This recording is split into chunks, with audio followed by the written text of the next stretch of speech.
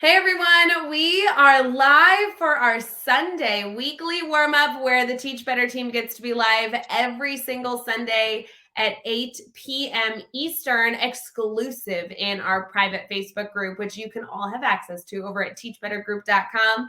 If you are catching this not on a Sunday, you're probably watching this stream elsewhere. We actually release this video out to the full network, out as a podcast episode of Teach Better Talk podcast on Mondays. So it's really nice that we try and give everybody access to every single piece of content humanly possible. But the reason we really, really love on Sunday nights to keep this live feed exclusive to the group is because we love to have a space where everybody can comment and collaborate and see each other's comments. Typically, we stream multiple different places, and then you only see the comments on that platform. So today and every single Sunday is committed to not only you connecting with those of us on screen, but also having you connect with people that are in our private group. Over 7,000 plus educators coming together to talk shop, be able to share ideas and share resources. So we very much appreciate you being here. And if you're not already a part of the group, again, head over to teachbettergroup.com.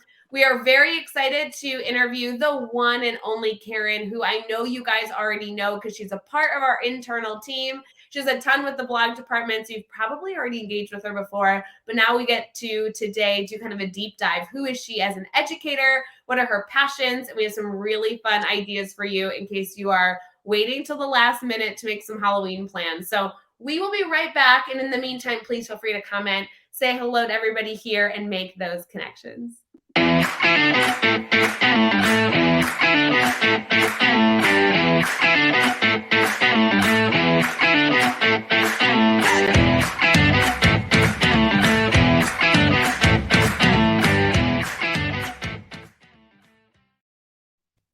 Hey everyone, my name is Rae Hughart. I am here with Karen, who I get to work with frequently on the Teach Better team. Karen, it's so fun to have you live on camera. Usually we get to only talk behind the scenes.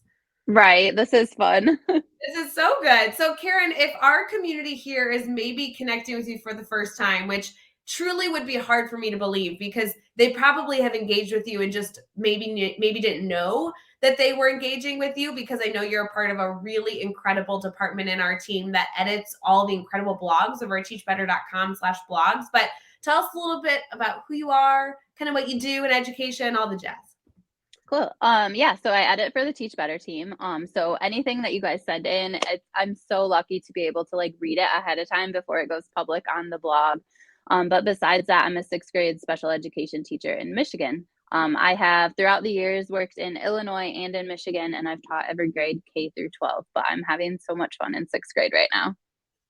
I love that humble brag that you may not have meant to necessarily be a humble brag, but it's I don't know, I've taught every single grade level. It's no It's how it goes in special ed. It really is. And people do not give special education teachers enough credit. As a student with an IEP growing up, I really truly believe that. But it's just so comical to think that you've supported students kindergarten through 8th grade. I mean, talk about variety. Holy moly. Yeah, 12th grade, but yeah. 12th grade. Oh, see, that's even too much. That's too much. I don't know how you do it. Do you think 6th grade's your favorite? My background is 6th grade middle school, so I kind of love that age. Got it. Yeah, it is a really fun age. Our 6th graders are still in elementary school, so they kind of are a younger 6th grade as opposed to a middle school 6th grader. But I think every single grade I teach is my favorite. So right now, yeah, 6th grade's my favorite, but 4th has been my favorite. Kindergarten special ed has been my favorite. I've liked everything. I think it's so funny that as we travel during certain grade levels, I know so many of us have had different experience in different grades. Kind of over the years, you just get shifted. And I know that especially as a special education teacher, you just have such a variety already to begin with. But I think you're right that depending on where you currently are, you can always see the pros and cons, right? There's always something you love and something you miss. Yeah, for sure. 6th graders, I think they can connect to you a lot as a human being, and that's really fun that they care about your personal life, and obviously you care about them outside of school as well, and so it's this deeper connection, I feel like. I like that evaluation. That's so good. I know we have a lot of people in the comments right now. I know Carrie and Debbie are already chatting about not only saying hello to you, which I know they are very familiar with the work that you're doing on the team, but also talking about just that they love their grade levels and the work that they're currently doing. So feel free to continue to be active in the comments, not only connecting with Karen and I, but also connecting with one another. That's something we love kind of about our Sunday weekly warm up. So Karen, tell us a little bit. I know that your day-to-day work is essentially supporting students at 6th grade level with the role that you have as a special education teacher. You're also with the team. So I know you do work for the Teach Better team consistently to make sure that that blog stays active. I mean, we publish seemingly a blog every single day. There's so much content there. What originally got you involved in education? Like, what was the driving force to even pursue being a special education teacher? Yeah, so I think I come from a family of educators, so education has always been there. Like I've been helping out in my mom's classroom since I was like a young child, just helping her like trace things and cut out things and all sorts of stuff. And then that kind of evolved in like junior high to me like actually doing bulletin boards for her and actually like planning a lesson or two. And I would sometimes come in on like a day that I had off of school, but she didn't to do a lesson for her kids. So, like, I feel like I've been teaching for a very, very long time, and I always wanted to do elementary ed. And my mom kept encouraging me to, like, what about special ed? And I think that I had a narrow mindset of what special ed was. And then my senior year of high school, our school was really, really well known for what they did with kids with autism. And Carol Gray worked at our school. She's the creator of Social Stories. So she's like kind of a big deal to have working at our school. And she came into our AP Psych class and we just spent like an entire month learning about autism and learning about the different labels that you could have as a special ed student, in addition to, I think, what people think of as like cognitive impairments and stuff like that. And so I started working in a classroom of kids with emotional impairments for like an hour or two every day during high school, my senior year. And it just went from there. And then I chose my college based on they had a really good special ed program. And you couldn't start until junior year. So then sophomore year, I was like, no, like I need to be with kids. So I ended up getting a job as a like a special ed parapro at a school while I was taking classes. I love the opportunity to get some perspective before committing to that being essentially your lifelong passion now. That ability to get some exposure in high school, get some exposure in college before that became your official major. I think that Mm-hmm. there should be opportunities even beyond that, that we should continue to grow in our understanding of the field that we're in, because we know as educators it's always evolving, but the opportunity to work with all different types of students and continue to gain perspective, I think, is such a opportunity that we have in life that we can take on all the time. Yeah, and I think it's different state to state too. So I think when my original certificate is from Michigan, when I moved to Illinois, they just had like a special ed certificate. And in Michigan, it depends what type of special ed you want to teach, that's what you go into. So it was really important for me to get experience like working with different groups of kids.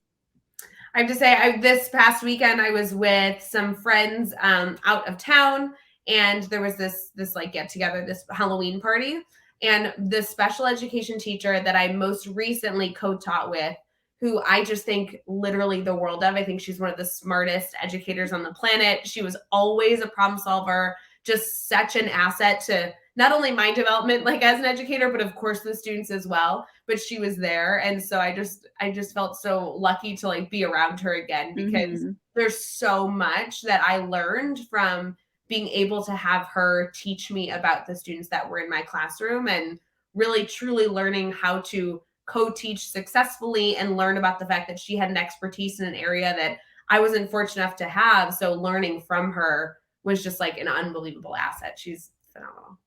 Yeah, I so agree. And I think that was one of the things that was fun about the conference is just being able to connect with people that aren't in that co-teaching situation with you, people from like all over. That was so fun. No, so true. I can't believe that was just a few weeks ago. It like shocks me that I still have people telling me, I know you and I were just talking about this, like I'm still tired from the conference. And Mhm. yet like I it's like October 30th, like the conference was over 15 days ago. And even Brad today, Brad messaged me. Obviously, he's not here with us tonight. He just was feeling ill. And we were like, oh, okay, Brad, Karen and I got this. No stress. Like, go take a nap, get some medicine, make your body feel good again. But there's so much sickness going around and so much exhaustion going around. I think it's easy for me to blame the conference, but I also think it might just be like October weather. Like October is such a hard month in education. It feels like no matter how you slice it, it's just a challenging month. Yeah, one of the things our school did this year, just because I think that the pandemic really brought attention to like kind of teacher burnout and teacher stress and all that stuff, they added in a fall break that we didn't have before. So we had 4 days off the weekend after the conference, and it was just like so amazing. I sent my superintendent pictures of like what I did that weekend just so he knows like I am so grateful for this, and it just allowed you to feel so much more restored when you came back.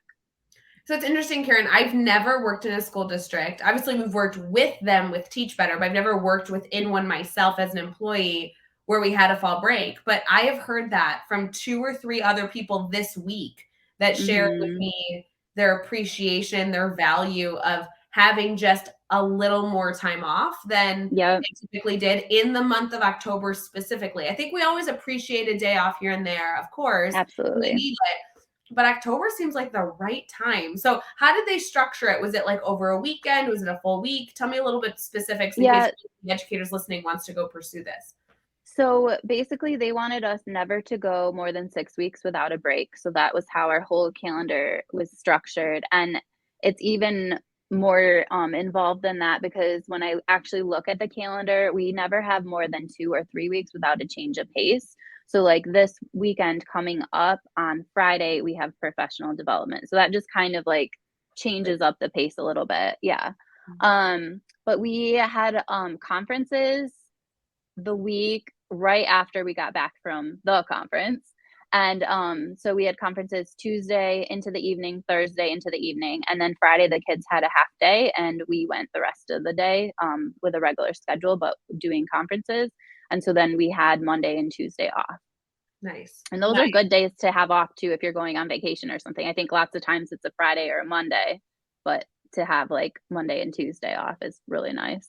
Yeah, I so love that. And for me, like it's really those opportunities to not necessarily go out and like plan a big extravaganza, but sleep in a little bit, like make food without feeling like you're rushing, like Yeah. effectively eat lunch and hydrate. Like those opportunities to do normal healthy things for our bodies, which I know we're actually going to talk about today as our topic, but Hmm. really this reminder of time to make sure you're well cared for. And I know that that will be a fun topic for us to dive into this afternoon is reminding our community to make sure those intentional moments exist. Yeah, for sure.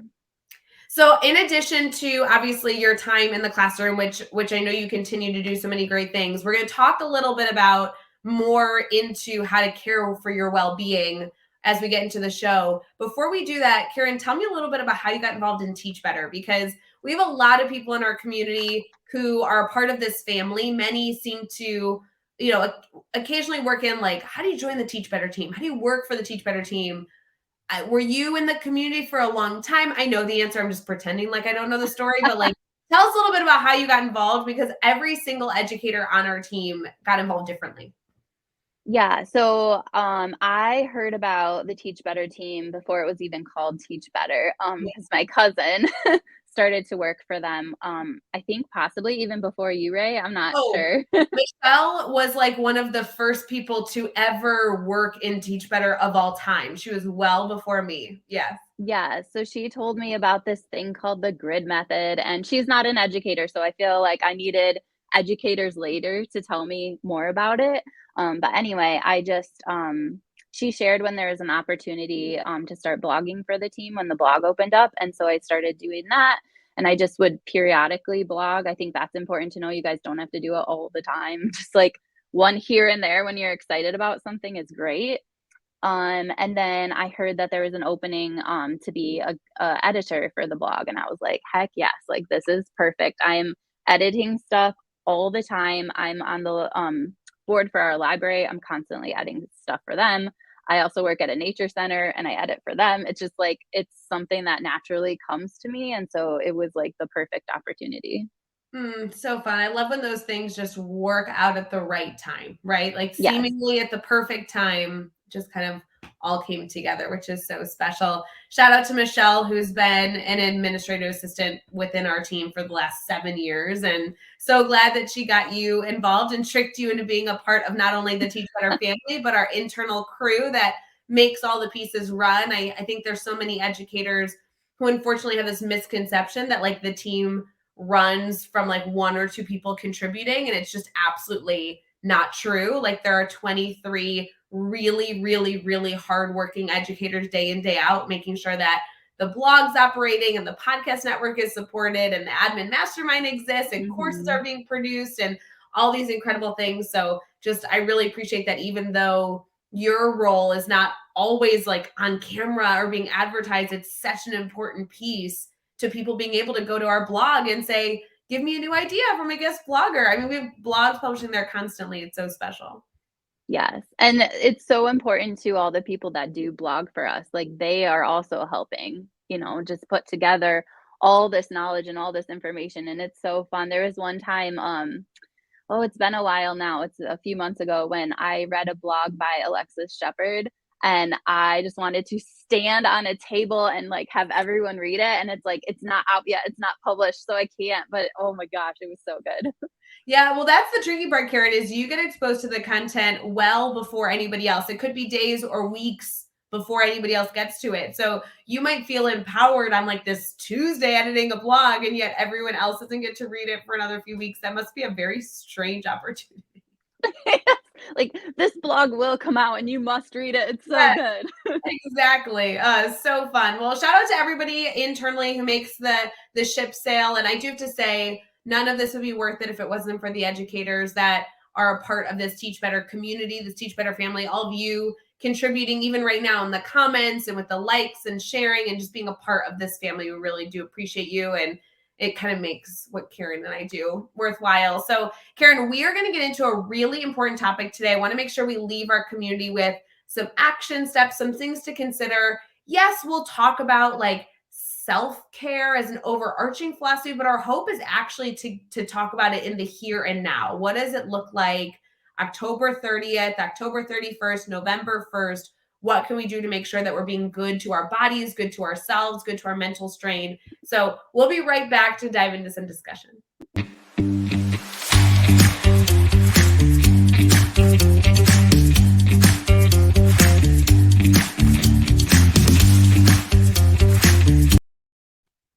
Hey everyone, my name is Rae Hughart. We are currently in a big conversation here on the Sunday Weekly Warmup. We want to make sure that you're not only supported and connecting with Karen if you haven't done so already, but also ensuring that you are taking care of yourself, which is kind of what we're diving into today. So Karen, tell me a little bit about why self-care became a passion for yours. And you should know, I'm kind of cringing saying self-care because it's become like this buzzword that has no meaning anymore. But I feel as though personally, the way you approach this topic is extremely realistic for an educator and important for us as humans. So you call it whatever you want. Yeah, so I think that the pandemic just really allowed me to reevaluate what I want my life to look like. And a lot of that obviously is being an educator, but beyond that too. And then I think that I also made friends with a lot of people from different countries because I'm a YouTuber as well. And so I have really close friends that I talk to about all sorts of things. And like how you do life in other countries is not the same as in America. And so I just really had this different perspective of people that work like a normal amount and then they live the rest of their life. They just live it up. And I have kind of tried to transition to more of that mindset where I work really hard, but I also make sure that I'm taking time for fun.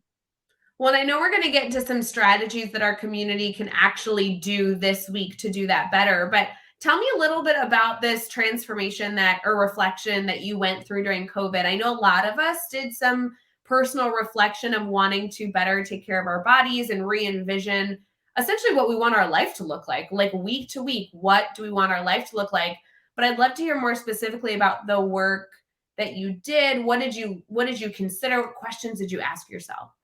Yeah, I don't know if it's anything really specific. I just think I just reflected on like what's important to me, what gives me joy, what is important to me, what do I want in my life, that sort of a thing. So Yeah, what and do I spend my time doing?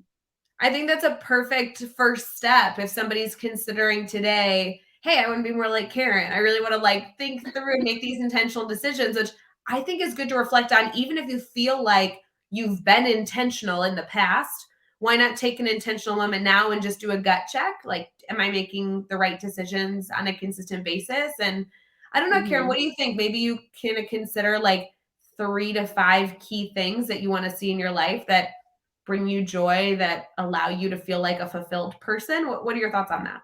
Yeah, no, I think that sounds good. The other thing I'll say is after this kind of process of reevaluating what I want in life, I also read Alexis Shepard's blog, which I mentioned before. And I don't know if she was the one who said this or if she just kind of planted the seed in my head about how the term self care is like, it is cringy now. It is kind of a trigger for people. And we just kind of need to move towards more collective care and taking care of each other and working for places that help take care of us too, and just like advocating for that as well. I know you and I have been a part of a number of conversations reflecting on how Teach Better can be better internally, externally with this topic, like collective care. I think that that's a term that already paints a picture for me. Like self-care, Hmm. you're right. I have this cringy, I'm kind of like rolling my eyes every time I say it. Like I know it's important, but it's been so over dramatized and like someone killed the term. I don't know. But what we're talking about now, this like collective care is more than just us making the decision, but also choosing to surround ourselves in environments that allow us to make the best decisions for ourselves. And that includes like friends and family too, which is Hmm. really interesting.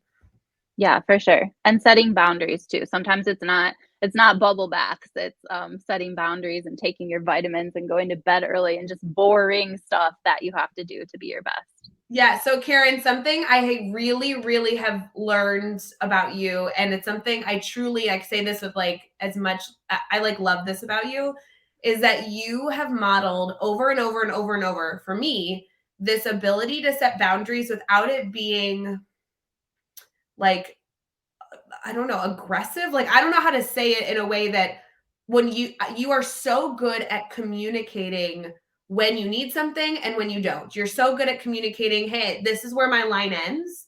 And Hmm. it's not because you don't care about the person you're talking to or because you don't want to be helpful, but you've such clearly outlined boundaries that then you operate within them and you're very successful. So, if somebody's listening to this concept of boundaries, which is also something we've talked about 100 times, how can we be better at communicating our boundaries? Because we talk about what they are, but don't always talk about how to communicate them.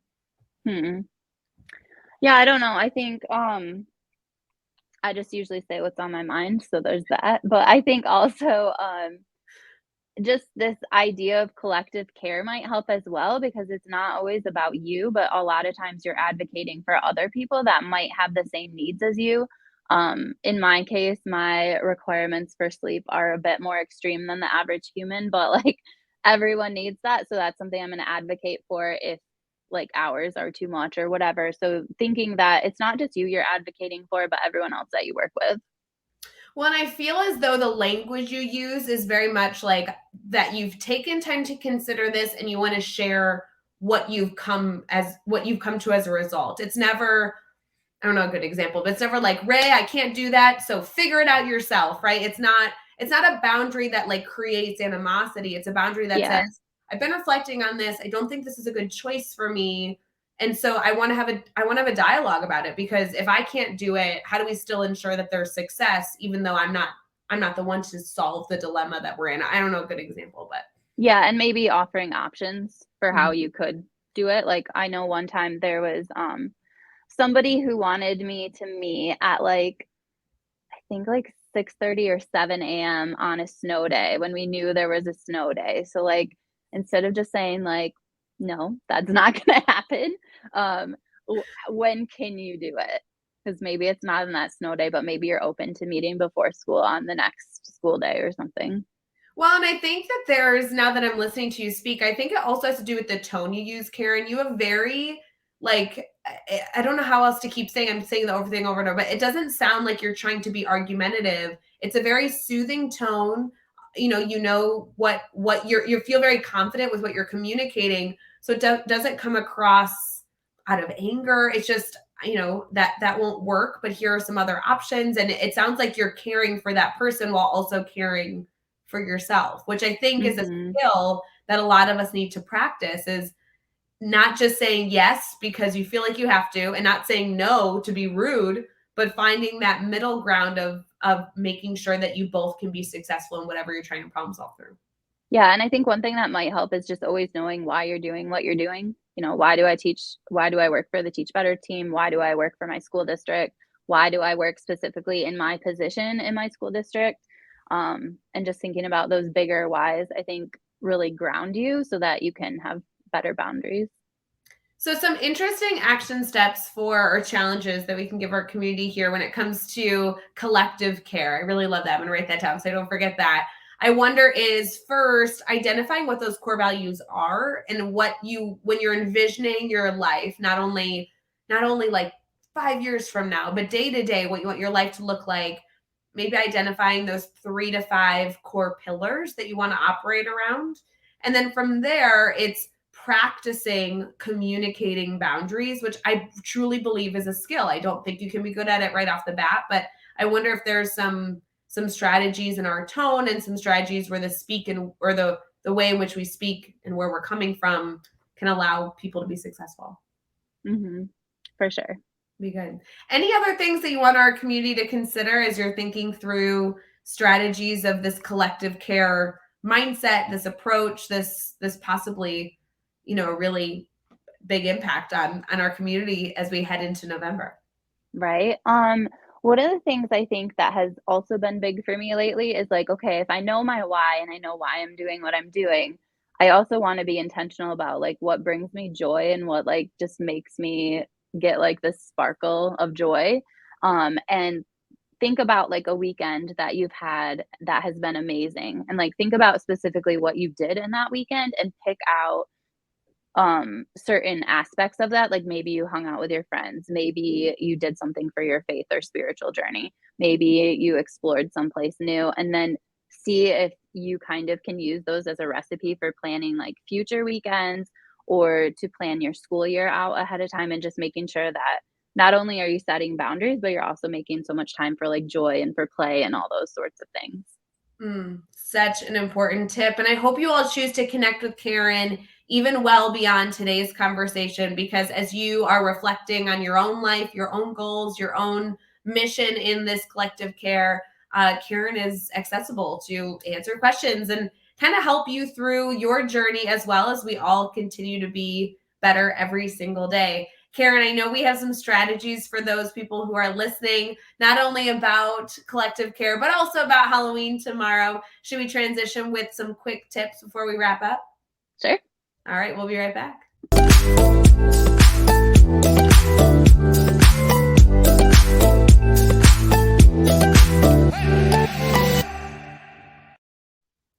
Hey everyone, my name is Rae Hughart. I am here with the one and only Karen from our Teach Better team. If you have not connected with Karen, we are going to go through how you can stay connected with her. And if you are just popping in now, you definitely want to go back and listen to our conversation, not only to hear a little bit about Karen's journey through education, but also how she continues to make the right decisions for herself so she can best care for others.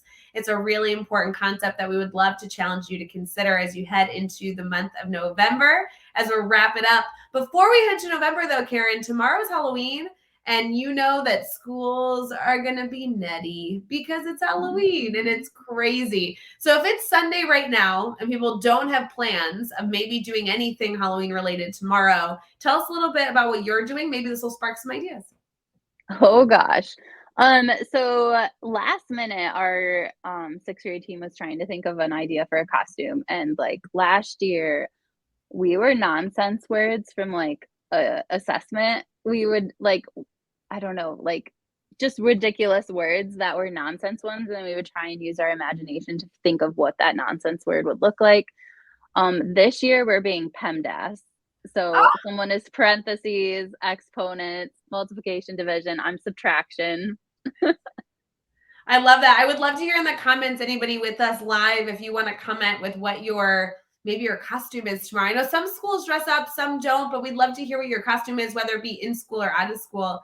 PEMDAS is fun, and I like that you guys are doing it collectively as a like sixth grade team. You know what I mean? And that was 2 units ago in math, so we're kind of like also giving a little bit of review.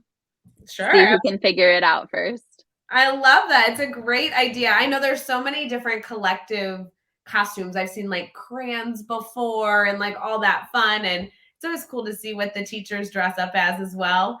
Tell me a little bit about what is happening in the classrooms, or if you are thinking through maybe giving a teacher an idea who hadn't thought through bringing something up tomorrow, any strategies that you would suggest, maybe doing something fun with kids? I don't have any Halloween specific ones, I don't think, but I'm constantly playing games with kids. So I think like anyone who is doing a worksheet that can easily be turned into a game. They can even run and write the answers at the very most simple. But yeah, I play board games with my kids all the time in class, and we do lots of running and just figure out some way that you can do what you're doing differently, I think.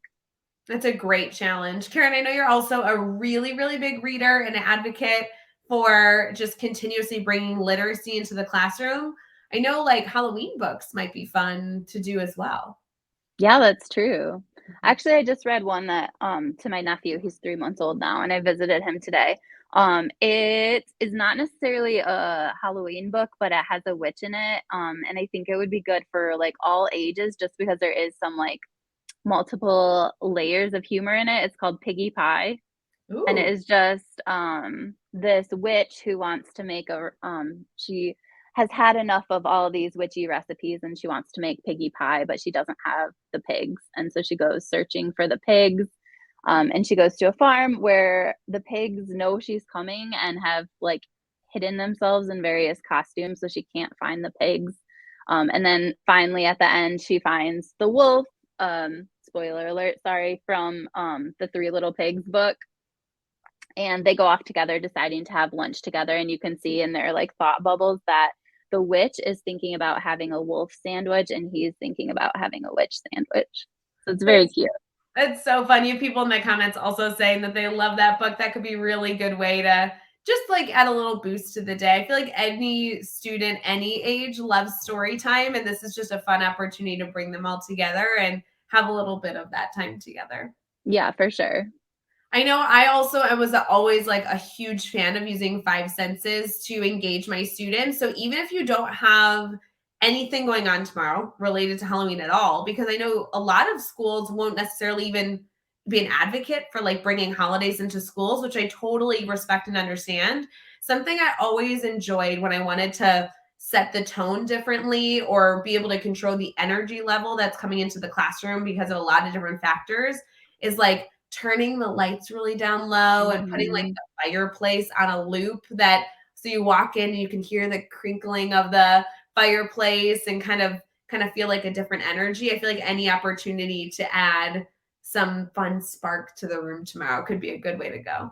Yeah, that's so true. In our class, we're doing interoception, and so it's just connecting kids back to their bodies. And so we have done hands, and we make sure that we have tools in our classroom to make our hands comfy, feet, we did mouth, and then just this past week, we did eyes. And that was tricky at first. And then I realized, no, it's not. It's about the lighting and it's about all these other things that can make the room feel really cozy. I put like a reading backdrop up of like a whimsical forest that the kids read in front of now, and like loads of things. And the kids also, there's a trend on YouTube for nerds that are on booktube like me where it's called Read With Me, and it's literally somebody reading and filming themselves, and the kids love those because they have like background music and all sorts of things just to make the reading time really cozy. And then they also have a YouTuber modeling for them that reading is cool.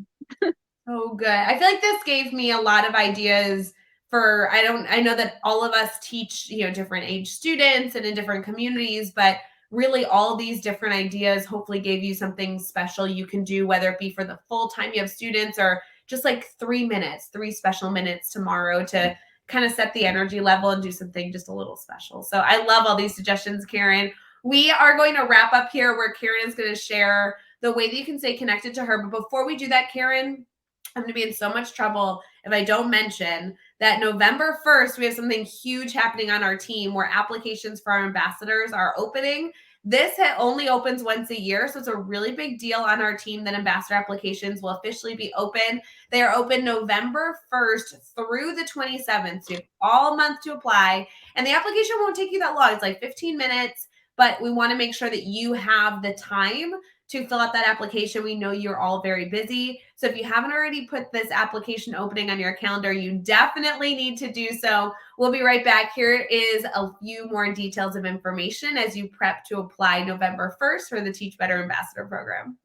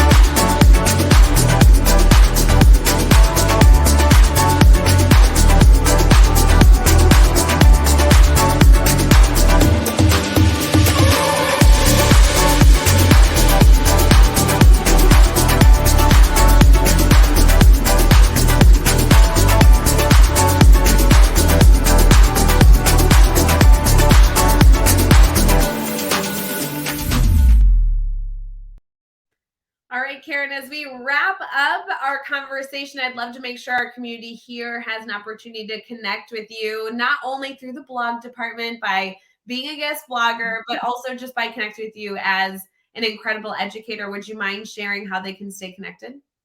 Yeah, so Instagram and on YouTube, I'm Roving Reader. And then on Twitter, I'm _Karen Evans. There you go. And it'll be really easy to connect with you. Are you open to them direct messaging and asking about that? Of course. Communicating benchmarks and all that stuff, I think will be really good. Yeah, so fun. So good. Karen, thank you so much for joining me on Sunday. I know it was such a bummer to not have Brad Hughes here, but I won't lie. I know you and I knew we could handle it. So I feel like we kind of leveled up. Brad will be proud of us being able to do the show together. And hopefully everybody here, we're able to take away a few tidbits as we head into the week ahead. We will see you next week for Sunday's Weekly Warmup, as well as, of course, our Wednesday show.